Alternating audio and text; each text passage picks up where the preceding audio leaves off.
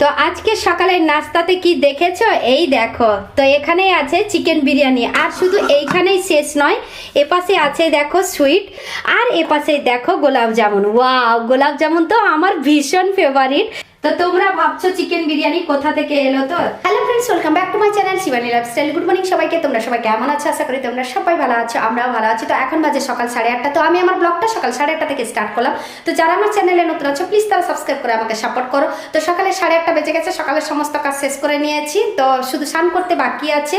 তো এখন 8:30 বেজেছে, 9:30টায় জল আসে, তো 1 ঘন্টা বেকার ওয়েস্ট করব কেন, তাই ভাবলাম স্টকে যে জল আছে ওই জলে স্নান করে পুজো করে নেব। নাস্তাটা একটু পরে করব, সোনামাকে নাস্তাটা দিয়ে দেব। আর সোনামা এপাশে পড়তে বসেছে। এই দেখো, ওর মুডটা একটু অফ আছে, তোমরা ফেস দেখেই বুঝতে পারছো কেন জানো তো?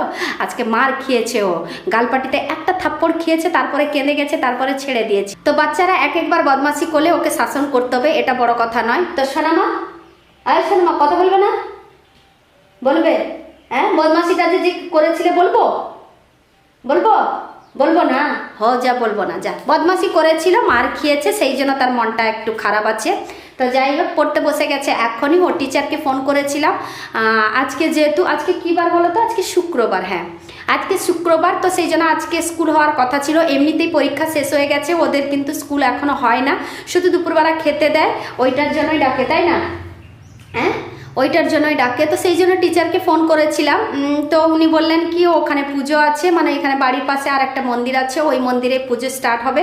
এমনিতেই এপাশে মুসলিমদের ঈদ গেল কালকে, তো আর বাড়ির এপাশে হিন্দুদের আর একটা মন্দির আছে, তো ওখানেই পুজো স্টার্ট হয়েছে, আর ওই মন্দিরের পাশেই স্কুল।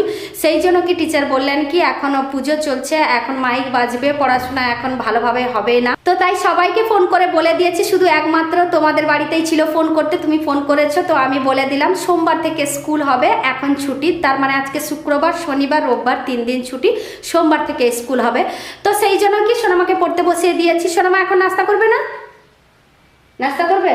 চলো তাহলে আজকে নাস্তাটা কি করব ওটাও তো তোমাদের সঙ্গে শেয়ার করতে হবে, তাই না? চলো তাহলে। তো আজকে সকালের নাস্তাতে কি দেখেছো? এই দেখো, তো এখানেই আছে চিকেন বিরিয়ানি। আর শুধু এইখানেই শেষ নয়, এপাশে আছে দেখো সুইট, এটা সিমাই বানিয়েছে। আর ওপাশে যে এইটা যে দেখতে পাচ্ছ, এটা সুজির মতো করে কি বানিয়েছে, এটাও কিন্তু মিষ্টি, জানো তো? সেই জন্য একসঙ্গে গরম করতে বসিয়ে দিয়েছি।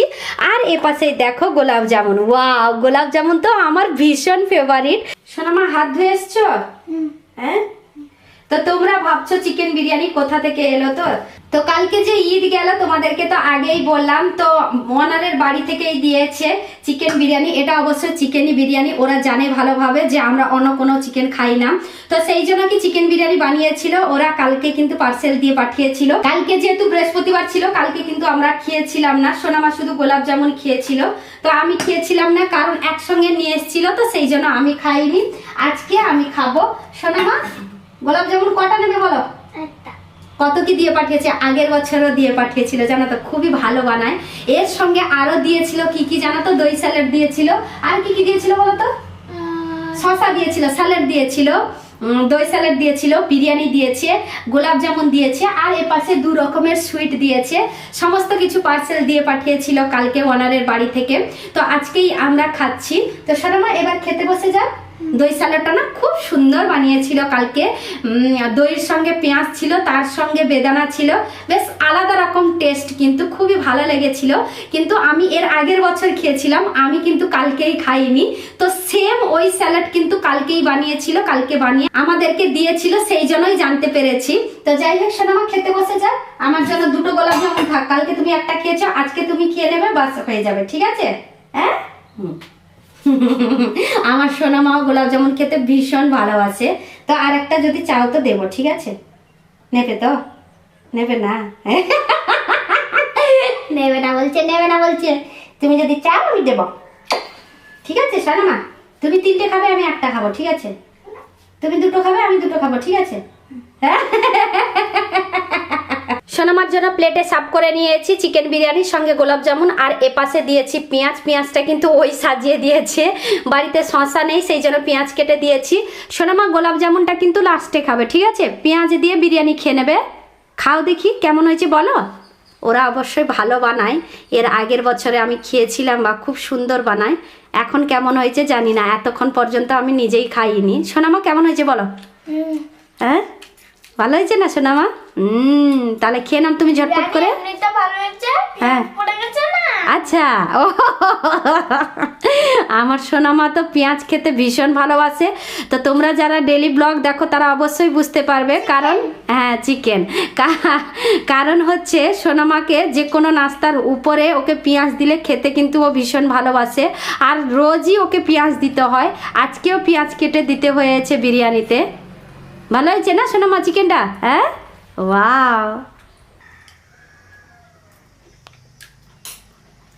সুপার হয়েছে সিমাই, সত্যি খুবই সুন্দর হয়েছে সিমাইটা।